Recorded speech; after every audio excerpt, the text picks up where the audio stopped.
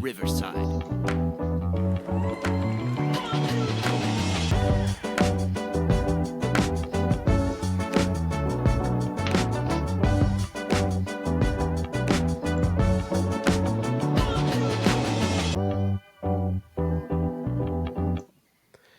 Welcome back to episode 109 of the Backside Groundballs podcast.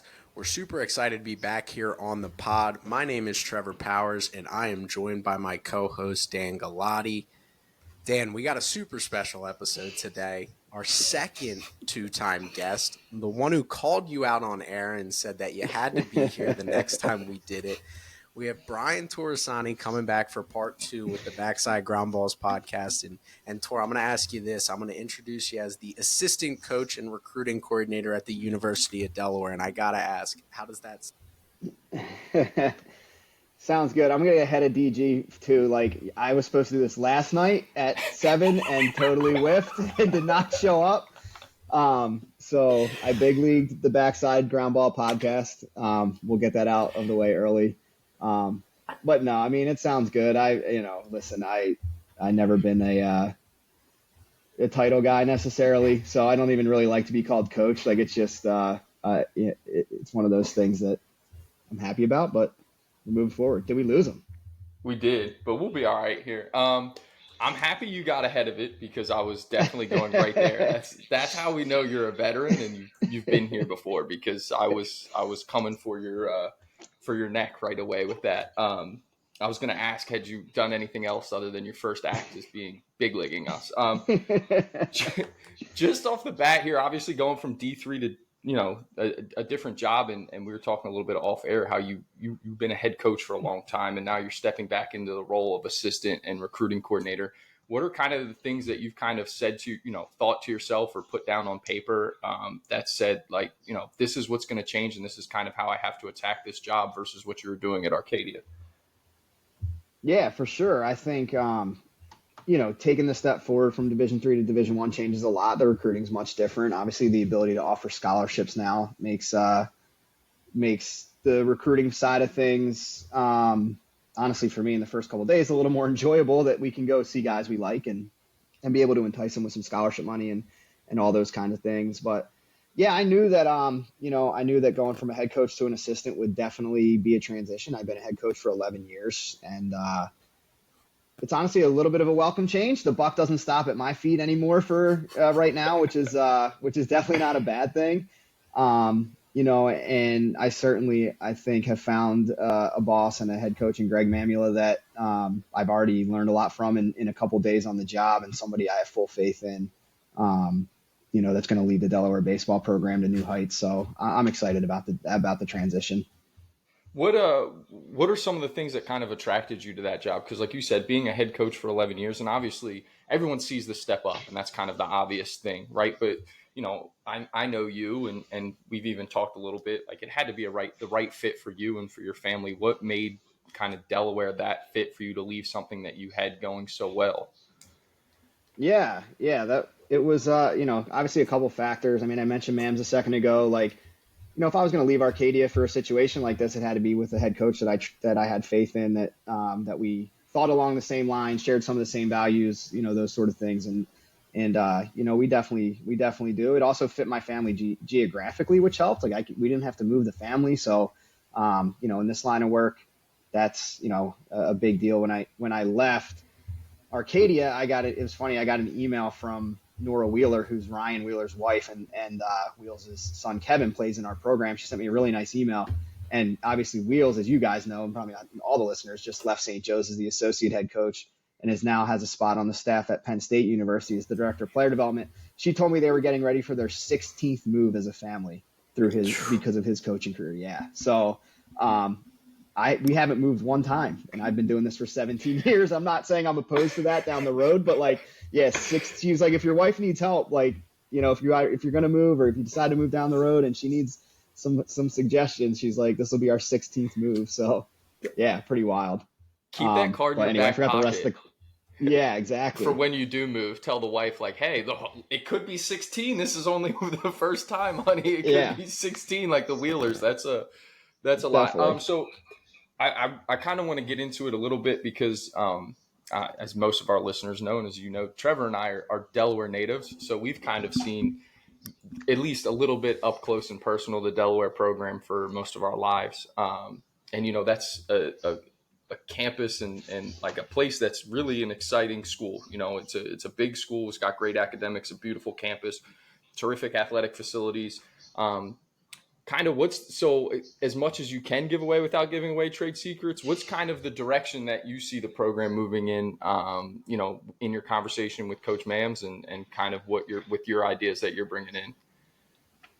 Yeah, I think, we can ride a little bit of the wave of momentum that they created last year in a short span in his first year, qualified for the CAA playoffs for the first time since 2018, won a playoff game and had some big wins throughout the course of the year. Our goal is to win a CAA championship. I don't think we make a lot of bones about that. I think that's where the focus of the program is right now is to get ourselves into position to win a CAA championship and ultimately play in the NCAA regionals. And the funny thing that people don't know a lot about the conference is it's the seventh best. It was the seventh best conference this past season.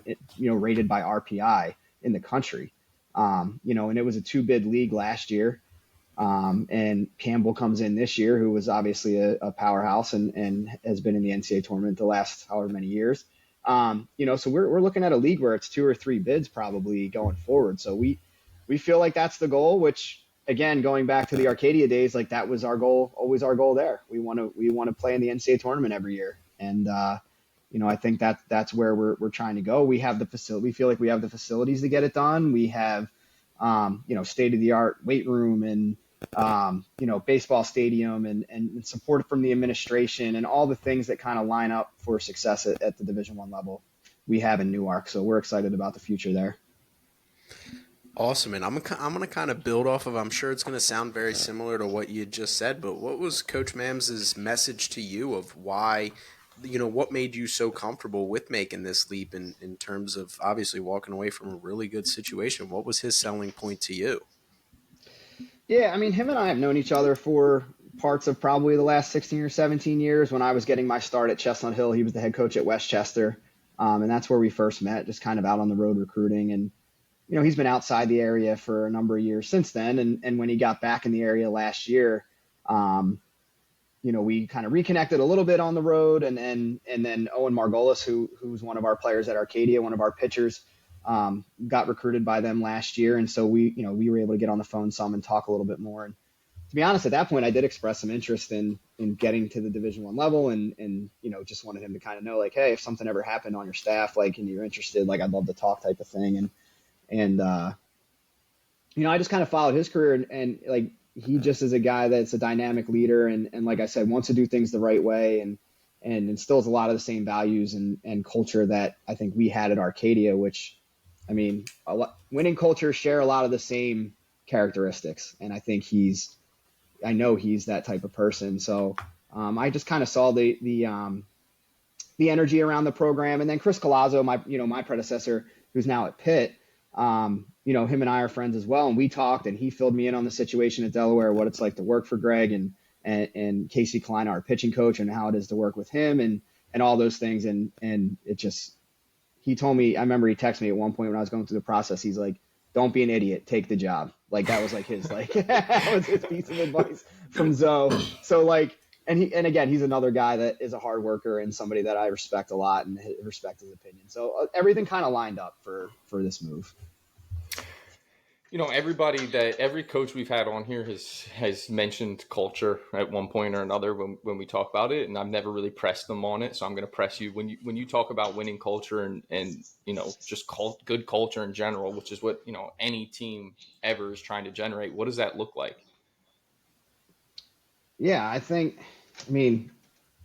so it was funny. I sat in new employee orientation yesterday, and Chrissy Rawak, our AD at Delaware, she pulled up a slide and it had it was a Venn diagram basically with 3 circles in it. And one of them said strategy, one of them said talent, and one of them said culture. And, basically saying that in order to get to where you want to get to, you need all 3 of those things, right? So we have to go out and recruit good players and really good players and have the requisite talent to get to where we want to get to.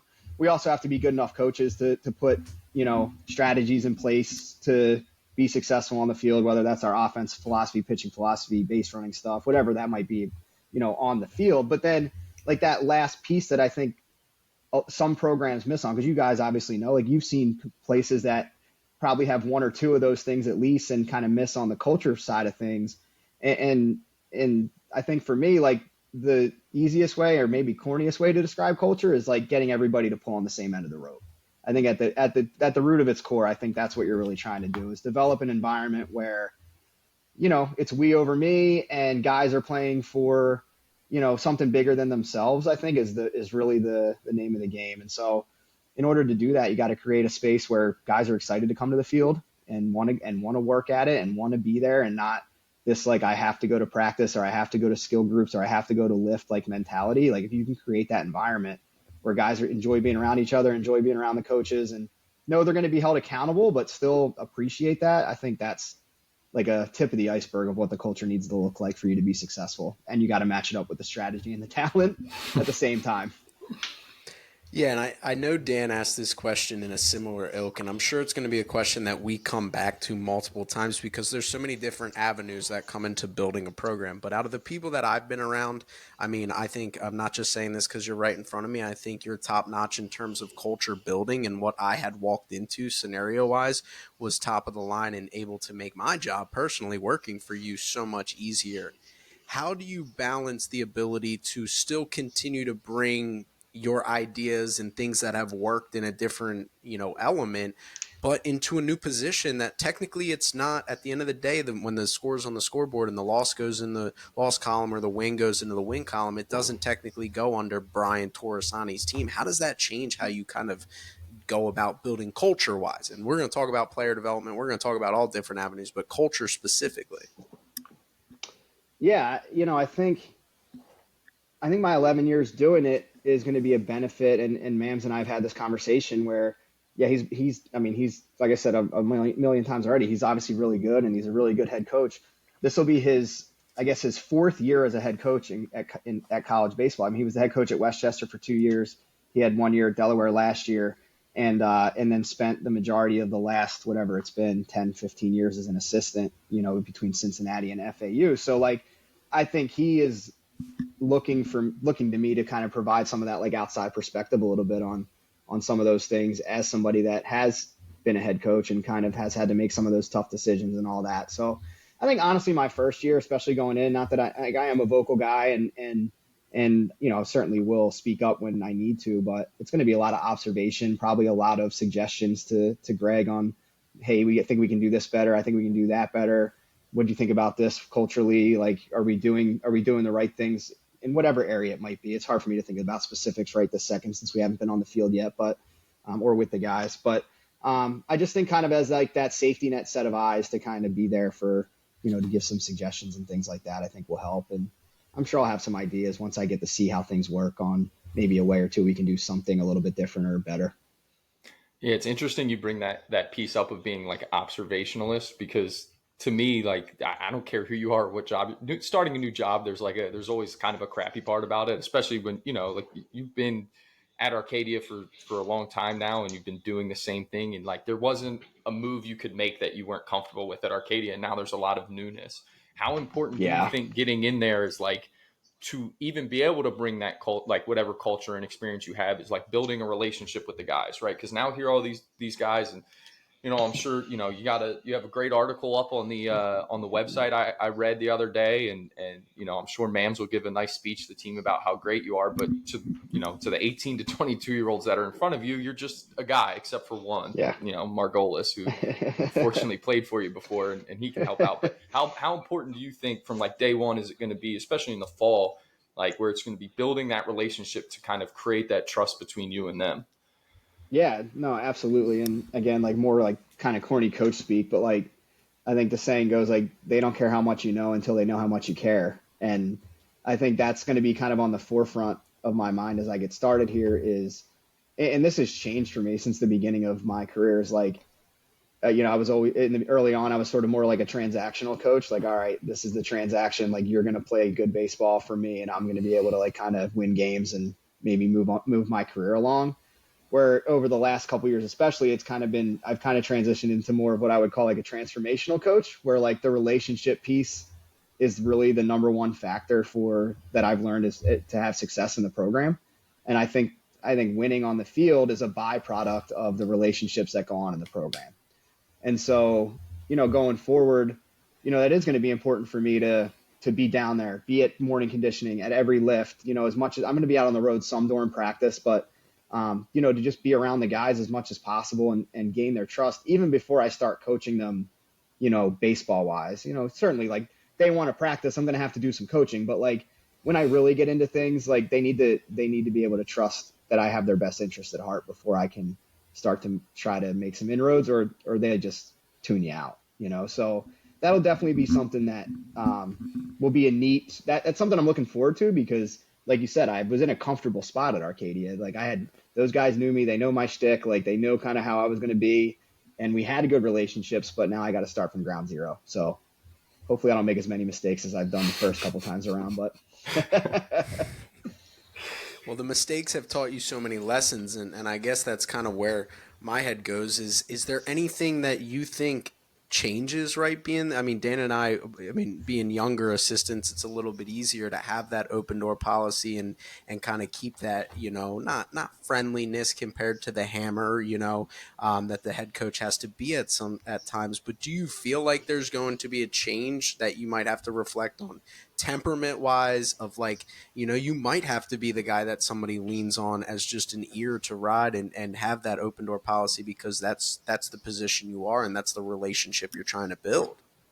Yeah, no, absolutely. And so it's funny when when the news came out that I was going to Delaware, and Margot and I talked on the phone, and he was like almost at a loss for words, and I was like, "You all right?" I'm like, and he's like, "Well, yeah." He's like, "I'm fine." He's like, "I just can't picture you as like not the guy in charge." Like he's like, I'm having trouble like seeing how that's going to go, which I get. That's all he knew from me. And so yeah, temperament wise, definitely like, programs always follow the temperament of the leader. Mams is pretty even keeled and wants his staff to be even keeled, and that's something that is not always in my nature, and I'm looking forward to making it more in my nature, because I was a little bit better I was better last year, and there were some ups. There was a little more downs last season at Arcadia than there was prior when Trev was there.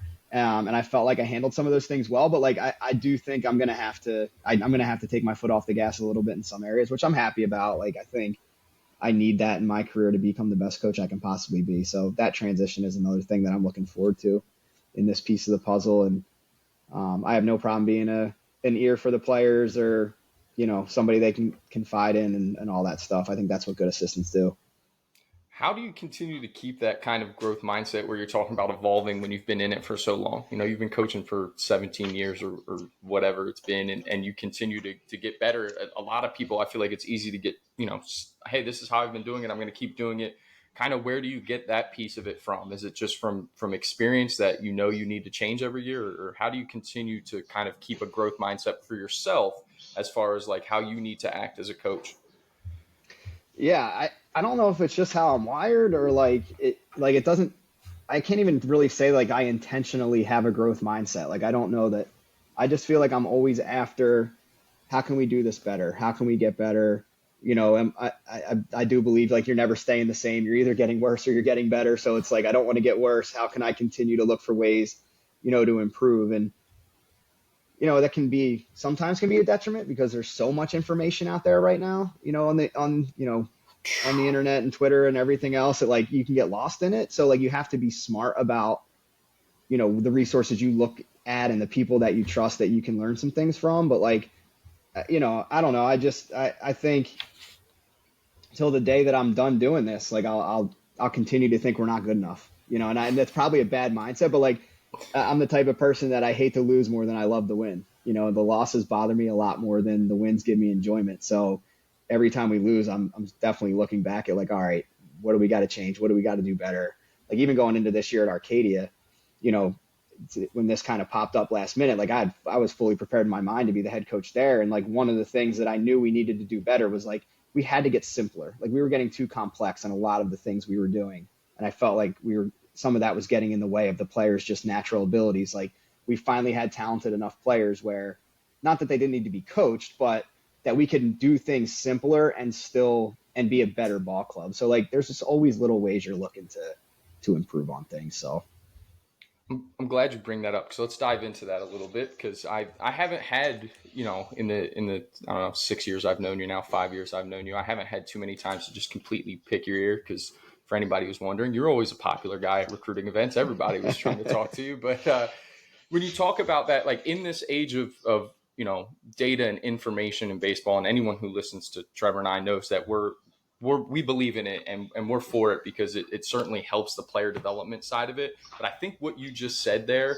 is one of the things that I think people don't ever bring up in the argument before or after, or they say the lazy way of like, you use your eyes, or we don't need all this, or yeah, whatever that argument may be. But what you just said right there is sometimes it can get too much, and we need to simplify things and let the player's talent, take over sometimes. What are kind of, for you, like some of the things that when you look at it, if you could, now that you're not there, what are some examples of, hey, we're doing too much on this side of it and we need to just simplify here? How do you kind of sort through all of that? yeah, it's a good question. For me, I think it was a little more like on the gameplay side of things. Like at Arcadia, our playbook was pretty thick in terms of some of the things we would do offensively, like, and first and thirds, we would have, 6 or 7 different first and third plays, not defensively, but on offense. And we were trying to run and hit and run, squeeze, bunt for hits, like do all these things that like take a lot of practice, and we don't have a lot of practice time.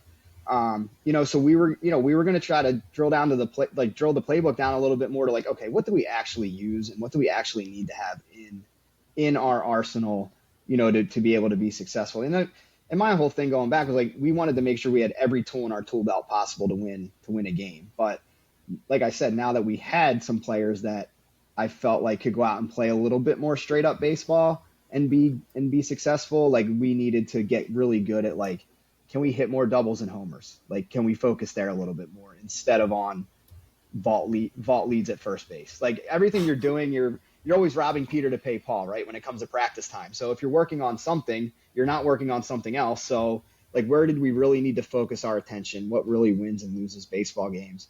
And that's kind of the way that I tried to look at it, the best I could. Like, we were simple in some areas. We're super simple with first and third defense, super simple with bunt coverages. Like I knew those things don't come up that often where you needed to practice 30 minutes a day on those things. So there were definitely some areas. You see my wife behind me, by the way? No, I can't. The windows. Oh, a little bit. Yes, we are recording. Sorry for stealing Friday night. No, you're good. But the player development side is tricky. Like I think you do need you got to be simple too. But like and I do like the data. So I am Trev will tell you like we did a lot of defense positioning stuff, and like we did some things with offense with using some of them using some metrics and things like that. I think all of those things are tools to help players get better, and then it's kind of how you implement those things. And there's a reason why there's kind of like those conduits in big league organizations. The guys that played, like Caleb Cotham's a good example with the Phillies. Like he was a pitcher, he pitched in the big leagues, but he understands the analytics inside and out. But the thing that I think he can do, or at least that it seems like he can do better than other people, is he can translate that for the players and make it actionable and usable information rather than just speaking at this high level of like what all these numbers mean. So anyway. Yeah, you don't have to comment on this first part, but you must have had a pretty good recruiting coordinator to bring in some of those guys who can hit a lot of doubles and home runs a couple of years ago. But, yeah, Kyle Lindsay was really good.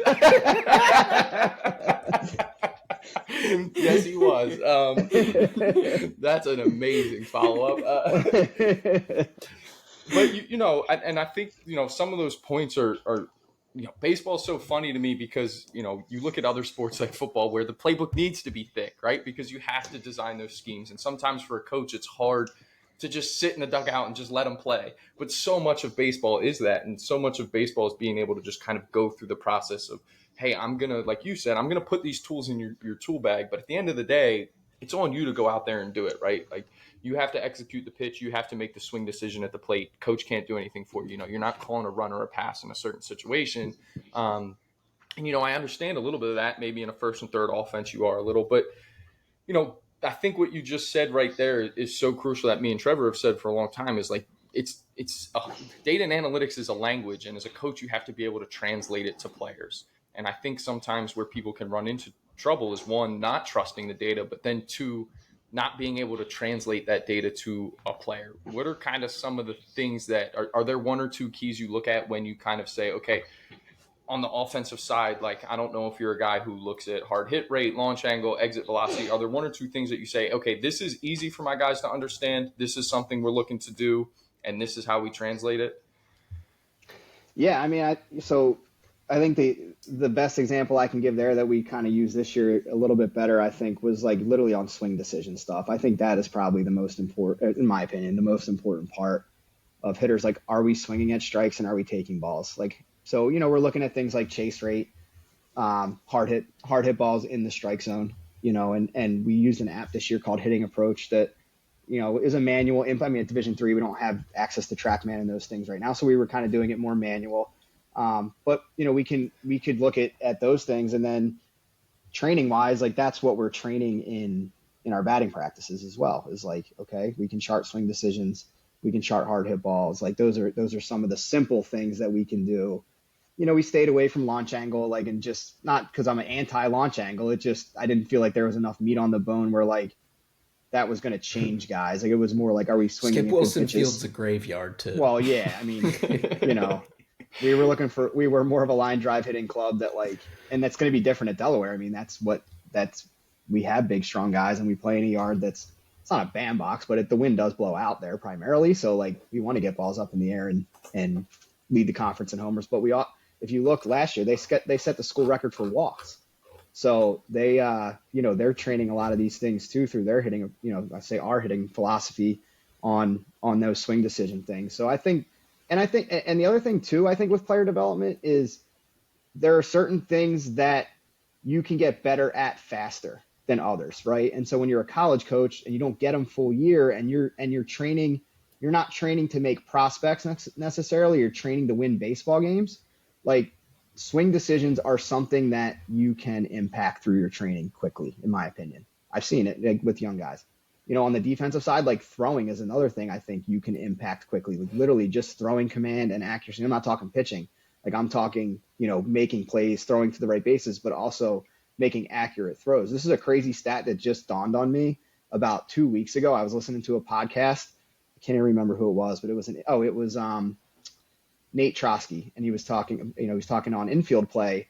And I thought about our infield from last year at Arcadia, and I knew we had made our third baseman, Emilio Palante, made 2 errors. Our shortstop, Alex Madera, made 7 errors, and our second baseman, Justin Masella, made 2 errors. We had 0 throwing errors in the infield. Wow. Not a single throwing error.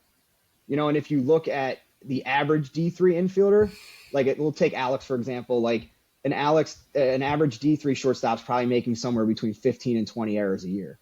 Well, if Alex had 7 fielding errors and then 7 throwing errors, like most D3 shortstops, there's your 14, 15 errors in a season. Like the reason why he didn't have that many is because every throw was with command. And we practice that every single day, and so sometimes I think player development gets over whatever complex where there's certain things that you can clean up quickly. Yeah, and I mean, you talk about the swing decision thing, and that was something that we had implemented that year, and that was one thing that we didn't swinging the bats wise when we were there together at Arcadia. I wouldn't say we came out of the gates hot necessarily. Obviously, it's always tough. The bats are always a little bit cold when you're trying to get outside in February and whatnot. But I will say, when I look back, because I took all those charts, was like the swing decisions, what was allowed us to still average 8+ runs a game, every game. It was like we were able to put so much pressure and put guys in positions to do things like you talked about, where we had this thick playbook where it was like, okay, yeah, because these 2 guys didn't chase the slider out and didn't chase those 2 strike pitches, got themselves into an advantage count, ended up getting on base, and we were able to create havoc that way. And it's something that we just implemented through bullpens, right? It was It was as simple as just we had those short half bats, which I don't know if you guys used them again after I left, and guys would sit there and I would have like 8 different papers in there and we'd chart each other, right? And it was Yep. full, just like out of a Division III, exactly as you'd imagine. No TrackMan, no nothing. It was just charting it, Yeah. putting it into an Excel sheet and keeping track of who had the best swing decisions. And shocker to anybody who knows Arcadia baseball, Alex Madera had the best swing decisions by our data. Like he's a pretty good player, and it's something. But we saw guys that even came in and struggled at first, and the game sped up when they stepped in against a Hunter Curley or Hunter Sibley. But by the end, you were starting to see even the guys that might not make an impact were developing very quickly, like you said, because it came so quick. Yeah. Yeah. I mean, and TP would put out those rankings like every week, and it was like you kind of alluded to this already, but like the top 5 guys in swing decisions in bullpens when we're not even hitting a real ball or hitting a ball with a real bat, those are our top 5 hitters. Like it was pretty cut and dry, and whenever you rank guys, like they buy into it more. So like it was anyway, that was kind of the direction we went with some of that, but and I think that's how guys, at least in our program, got better faster. Yeah. And I guess my next question would be, what are some of the things that you're most excited to work with the more information, or, obviously being able to recruit a different level of athlete and things like that? What kind of excites you the most? And that's not to discredit anybody that you'd worked with in the past. They're all Division I caliber players, but it doesn't always fit the mold of what you see in the CAA on a day-to-day basis. What kind of excites you the most about what you're going to be able to work with at Delaware? Yeah, it's a good question. Honestly, so I think coming in, like I talked to Dylan about this a little bit today, actually Dylan Tice, and we had a couple like project guys at Arcadia, right? Like guys we recruited that had super athletic, fast, good arms, showed a little bit of pop in the bat, but like had some swing and miss and like needed honestly like some overhaul swing change stuff. And TPU went through this too with some of those guys. Like hopefully we're doing a good enough job in recruiting to Delaware that like that's not going to be the case. Like we can't really afford to bring in guys that are projects, right? Like we need ready-made CAA players from the day they step on campus, basically. So, I think the fine-tuning part of it is something that I'm going to really enjoy. Like the mental game, number one, is something that I think is under-taught and is another area that you can see drastic strides in. Alex is a really good example of that. That's certainly an area that I think I can make some strides in. And then also just like gameplay stuff too. Like, if you look at the Dominican model, and I know we talked a lot about the DR last time I was on, but like they're down there developing prospects, right? Like they don't often play a lot of games, as they're going through. And so when they get over to the States and start playing games, like they don't know when is a good time to try to go first to third, or, what base do I need to throw to, and why am I throwing to second base in this situation and letting a run score? Like those are things I think that even Division I players coming in, especially young guys, still need to be taught and learn, no matter how hard they throw or how what their exit velocity is or how good their swing is. So I think the gameplay piece and then the mental side of it are 2 areas where I think I can dig in pretty good. And I think the other stuff's going to be, honestly, is going to be a lot of confidence building because they already all have the tools and already have the skill set to be good. It's more of being a cheerleader and maybe helping them make a tweak here or a tweak there. But like, I don't necessarily see where I'm going to have to coach them, but I don't think it's going to be wholesale changes in a lot of areas.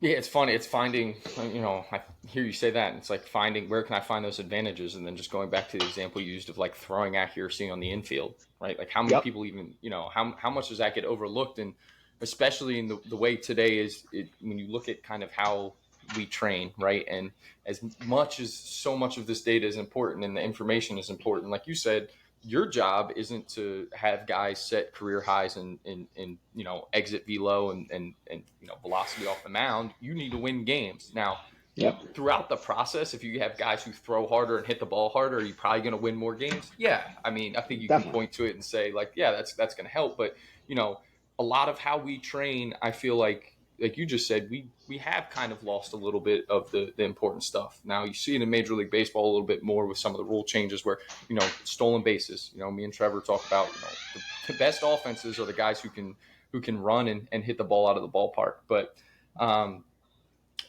for me, I just kind of try and always think about how do I then take those guys that we're talking about, that the higher caliber player, and find those advantages?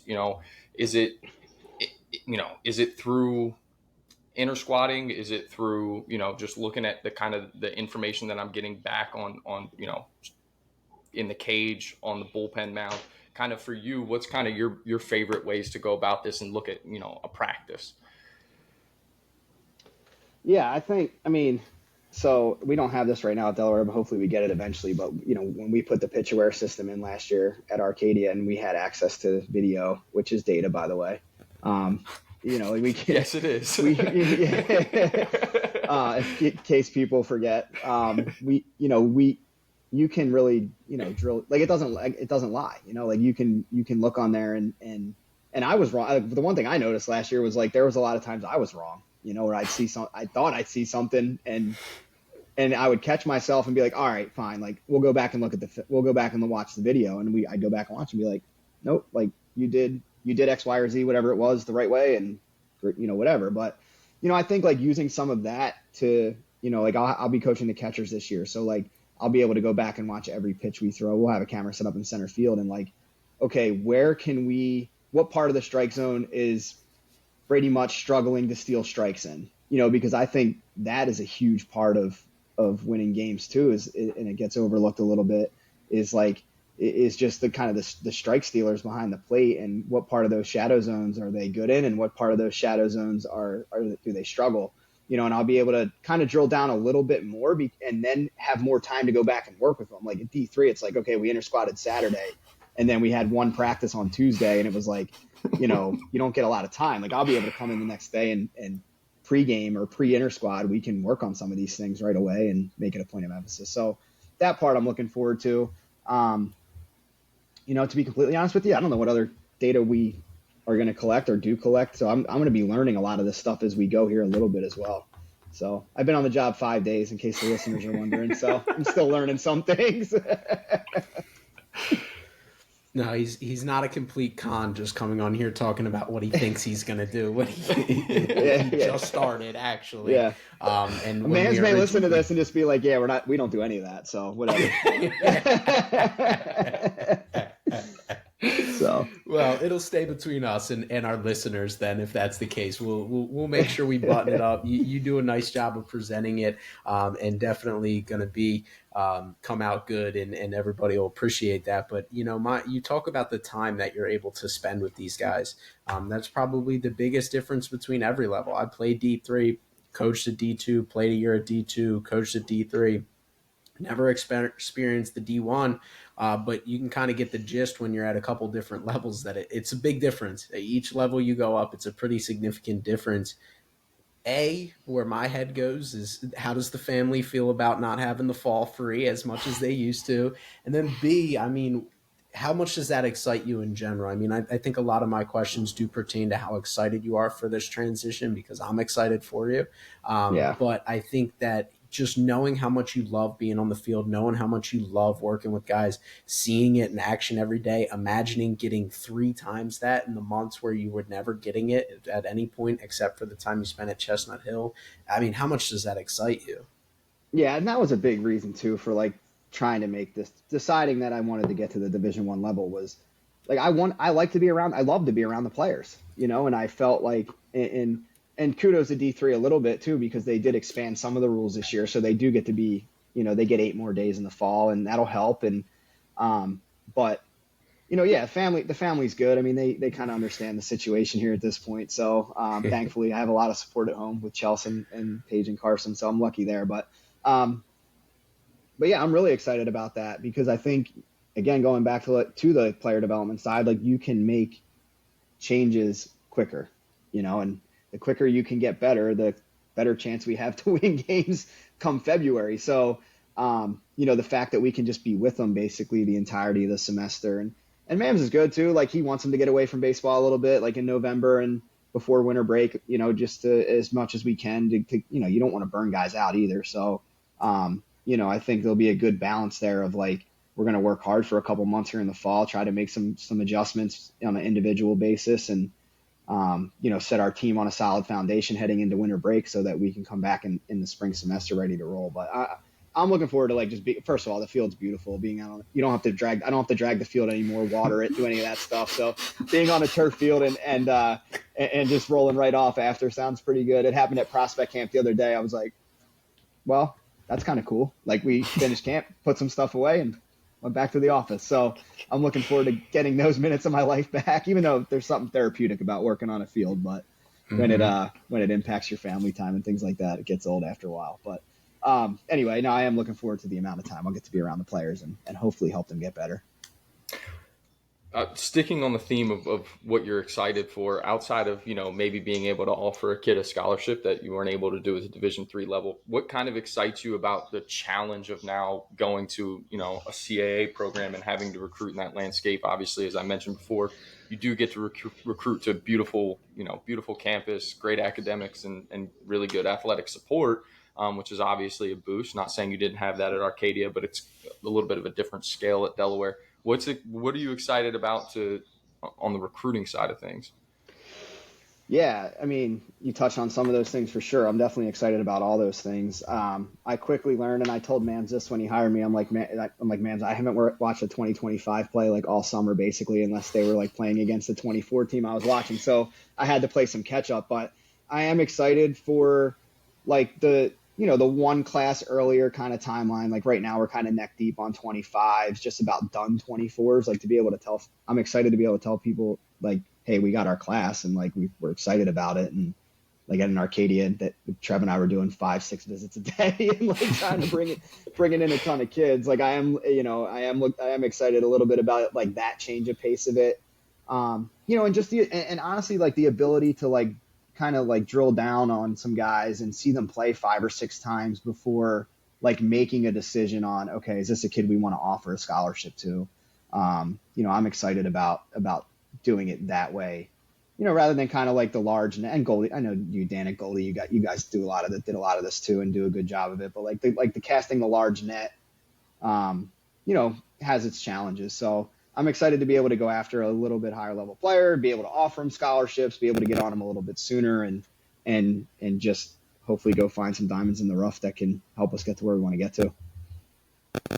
So I'm going to put you on the spot here a little bit. Sell Delaware to Dan and I. I mean, I enrolled there. For our listeners that don't know, we won't bring up what happened post-enrollment, but it's sell the University of Delaware there. I know you probably haven't even gotten a campus tour, but what's the sales pitch there to a potential 2025 recruit? Yeah, no, absolutely. Well, I mean, we're one of the premier state institutions on the East Coast, and that's not just athletically, but academically as well. It's a really strong, the degree holds a lot of water. So, Trev, if you could have stayed there for your 4 years, you would have been set up better. But, we have some really highly ranked academic programs, obviously, and that appeals to a lot of kids, which is good. And, from an athletic side, I think, the facilities are kind of speak for themselves. It's funny. So one of the things I did even today and then into tomorrow too a little bit is I contacted our 2024 commits and I kind of asked them the question like, all right, I want to get to know you obviously, but like this will help me and kind of help me get to know you. Like tell me about your recruiting path and why you chose Delaware. And, everybody almost to a guy, I think there's 7 of them, just like, Coach, as soon as I got on campus, like it's a beautiful campus. There's a lot to do. The baseball field's amazing. The coaching staff is high. It had a lot of energy and I felt a connection to right away. The weight room's off the charts. It's like all of these things that like, and essentially it sells itself in a lot of ways, to the right kid. And I think that's going to be something that helps in going forward too. And, certainly we want to be able to go up in recruiting battles against some big fish and win some of those battles. And, hopefully that gets a little bit easier as time goes on and we win more ball games. That's kind of how it went at Arcadia. Once we started to win more, it opened up some more recruiting avenues for us. But I do think once you get a kid on campus at UD, it can sell itself in a lot of ways because of just how nice it is. I took my wife and my daughter there today for the first time, and they were blown away. Like just, up campus, how nice the buildings are, Main Street, how much there is to do, all the shopping you can do, the places you can eat, the fun you can have. And then obviously down at the athletic campus and everything that's going on there, just a ton of energy. So I don't know how well I sold it, but it's, if you've never been energy, yeah, you got to come out.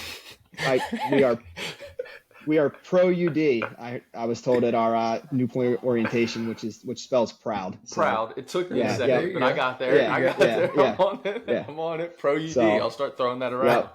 Yeah, fired up. Go ahead. Dan's got a question here, but I want to get in here before he does because I don't want to lose this thought. How quickly did you realize it's UD, not UDEL? Yeah, please. Well, I'm still kind of learning that a little bit because my email address is udel.edu, but I feel like UDEL is like what the non-Delaware people say. All right, so it's Correct. UD. It's UD. Yes, it's All UD. right. Don't run around saying UDEL, or else if I was a recruit and you were in my living room, that'd be a deal breaker. Is it up campus or like the up campus? What's the deal there? People say up campus all the time. I think that's maybe just on the athletic. Yeah. You don't learn that till your sophomore year. Yeah. Okay. You don't have the answer to that. Just real quick, I don't know if you can even speak to this yet or not, but Trevor and I at least have conversations off air about, we think that area that Delaware's in, and especially the surrounding Pennsylvania, Jersey, is so talented. What's some of the keys to keeping those guys in the area? Because I feel like you see a lot of them not end up at some of the schools you would expect, like Delaware, Penn State. Sometimes they're all, going down south, and obviously weather's one thing, but a lot of the schools like Delaware have a ton to offer. What are some of the keys to keeping those guys kind of home? Yeah, first thing is early identification. I think number one, I was talking about 2025s, but I've even, been at least making some notes on some 26s as well that we're going to know right away come next August 1st that we can contact. And when you do that, I think starting to going back to the beginning of the show here, talking about relationships, I think building relationships like that with those guys that are local that, are super talented and may have some opportunities outside of Delaware or outside the region, so to speak, maybe to go down south or things like that. If you can be one of the first ones to the table to kind of start developing that relationship, I think that's a big deal. And like I mentioned a few minutes ago, if we can continue to stack some good seasons on top of each other and become a little bit more of a destination where guys they can come in and win, get guys drafted, get them a shot to play in professional baseball. I think all those things start to add up and will make it a more attractive option for those good, for those high end players from the Mid-Atlantic region. I won't mention his name, but we have one coming in this year that you guys all know and had some pretty high level opportunities and is a Delaware kid and chose to stay in Delaware because that's what he wants. His dad played there and he always wanted to be a Blue Hen. And I think there's going to be guys out there that are just like that we can keep. And I know Delaware is a small state, but it's a talented state for baseball. And there's always going to be really good players coming out of Delaware that we can hopefully go attract and keep them home. Keep them in the 302. There you go. Spoken like a true state school recruiting coordinator. Thank you. He's getting it. Yep. He's getting it. He did 5 days on the job. He's got the pitch down. Yeah, I feel like Greg Schiano when he came back to Rutgers for the second time. Trying to keep guys in New Jersey. But so I got to ask you this. This is more on the personal level. Has Mams learned your love for NASCAR yet? Well, if he listens to this episode, I guess he will. I did drop a subtle hint this week. I brought my coffee mug in with my Ryan Blaney sticker on the side of it. So Casey knows, Casey Kalina. We talked about it a little bit, but I don't think Mams knows quite yet. That might have been a deal breaker. I tried to keep that from him as long as I could. But And then the last thing, again, I'm going to keep it on the personal side since Trev does. Does Mams know that you call in every Monday morning to WIP to complain about Nick Sirianni? Is he okay with that? Or First of all, that is not true. But I do have a much longer commute to the office now, so I might have some Monday mornings where I can get on and wait on hold and see what's going on. First of all, I love Sirianni, so I don't think there's going to be too much to complain about. He's a culture builder himself, so he's actually a guy that I've tried to learn some things from, just watching him and reading stuff about him. But anyway, I haven't called WIP in a couple years. That's a good thing. To me, that's a positive. That's definitely not a knock. That drive that you're running right now, I know all too well. I expect plenty of pictures every time you get stuck in traffic at any point in that juncture. I know just one thing you're going to think of, man, I remember when TP had to do this enough times to make him want to scream. Because it's nice. It's not bad when there's no traffic. You said 55 minutes as long as there's no traffic. But the second you get caught up in some messiness, it's a pain in the rear. It is. I just got to embrace it. I just look at it as like a test. It's like, I'm just getting tested right now. Don't fold type of thing. So lots of podcasts, lots of Backside Groundballs podcasts. Yep. We appreciate it. There you go. That's going to go on the social channels. I'm going to leave you with my best. I brought up the NASCAR thing. I know I've told this story on air. I don't know if I've ever told this story to you, but I'm going to leave you with my assistant coach lesson that I give to anybody who has any questions when they're working for a head coach. I tell this story. We were early in the winter. We were about 2 weeks in, and I felt like me and you were seeing about 11 to 12 hours of each other on a day-to-day basis. Came in on a Sunday. Practice was already planned on both of our ends, and I really felt like our conversations had gotten stale, and it was the same old, and I felt like you might have been frustrated with me. I don't know what it was. I think we were just spending so much time. But and I remember walking into the office and saying, you know what? I'm going to ask him about NASCAR. And we spent 2 hours pre-practice talking about NASCAR. And my level of interest going into that conversation is not what I left with it, but I was just focused on, I just got to get this guy to loosen up with me again and start to enjoy my presence. So I went to the NASCAR thing. So you got to find out what Mams's thing is to go to when the well is dry. Definitely. I don't know what that is yet. I'm going to have to find it out. But yes, Watkins Glen this weekend, Daytona next weekend. Make sure you tune it in. It's going to be it's last 2 races before the playoffs. So some guys are going to have to take some risks. Listen, I know I've been retired for a little bit now, but when I left you, you were a Chase Elliott fan. Did I hear you have a sticker of a different driver now? Did you change allegiances? Well, long story, but so a friend of mine, Drew Taylor, who used to be the SID at Arcadia when Trev was there too. He works in the industry in NASCAR, which is how I got into it. So he started for a low level like truck team, and now he works for Team Penske, and he's the PR rep for Ryan Blaney and Joey Logano. So I'm kind of more of a Drew fan. Drew was a Chase fan. He's the one that got me hooked, and that's how I was a Chase fan originally. He probably doesn't want that getting out on air, but whatever. And so, but now I'm all in on Blaney. Plus, he does wear number 12, he drives the 12 car, and I've always worn number 12. We'll see if I'm going to be doing that. I don't think I'll be doing that. I think that's Carter Welch. So that won't be me this spring, but that's fine. But anyway, so the number affinities there too. So yeah, there's been a little shakeup. Fair enough. Well, there you go. Dan, any last questions before we let Tor get out of here? No, this has been a blast. I'm happy I was here this time, and I truly, in all honesty, I'm super excited that you're at the University of Delaware, for real. Thank you. As a native, someone that I've always been maybe quietly been pulling for UD, but because it's nice to see that program do well, and the fact that someone like you is there makes me extremely excited, and I can't wait to see what you guys continue to build. Thank you very much. That means a lot, and I know there's a lot of proud first staters out there, so we're going to try to give it back to them and with a lot of wins, hopefully. Appreciate it. Yep. Tor, any closing thoughts before we get out of here? No, I just really appreciate you guys having me on. It's on a personal level. It's always good to catch up. I love listening to the podcast, and you guys keep my knowledge of minor leaguers and data analytics and all sorts of things kind of on the forefront. So I could use some help with the immaculate grid, but other than that, you guys are fun to listen to. So I appreciate you having me on.